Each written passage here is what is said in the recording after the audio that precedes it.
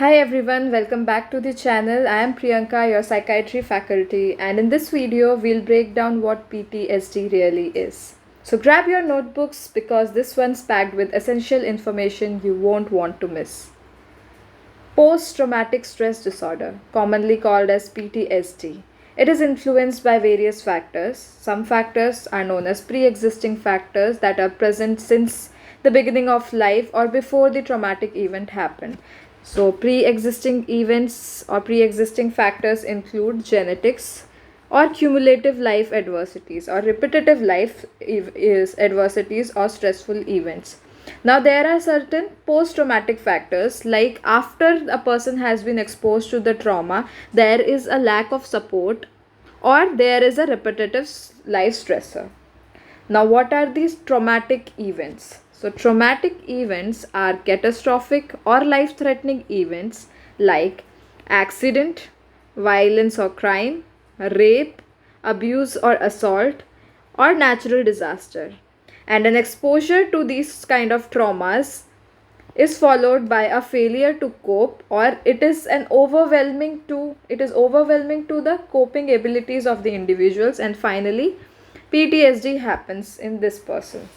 Now, PTSD is characterized by core symptoms, two of the which include reliving the trauma, that is, the patient relives the trauma, it is involuntarily, uncontrollable, and intense. So the patient gets frequent nightmares and flashbacks of the events. So nightmares happen during the sleep and flashbacks when the patient is awake. And the second core symptom is avoidance. So whenever there are certain triggers or reminders that will be present in the environment of the patient or any situation that triggers the emotions or feelings are avoided actively by the patient. Now, what happens if the patient is exposed to the stimuli which are the triggers or reminders? So there is a intense emotional response like fear, hopelessness, horror, negative thoughts, anger, and guilt.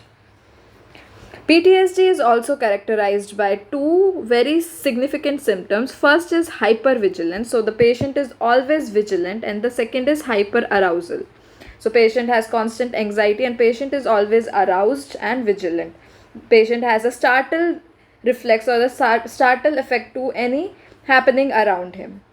Because of all these symptoms combined, the patient has sleep disturbances, trouble concentrating, emotional blunting, or numbness. So PTSD is characterized by persistence of symptoms plus inability to regain a sense of safety. So even after the traumatic event is over, the patient has the inability to regain a sense of safety, and there is a persistence of the symptoms which we have discussed in this video. So exposure to stimuli usually leads to psychological distress as well as the physiological response.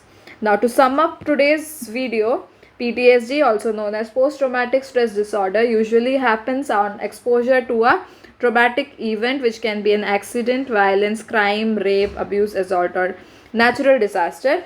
On exposure to the trauma, there is a failure to cope and it results in PTSD. PTSD is characterized by nightmares, flashbacks, triggers or reminders, avoidance of triggers or reminders, and hypervigilance and hyperarousal. There are certain other symptoms like sleep disturbance, trouble concentrating, emotional blunting, and numbness.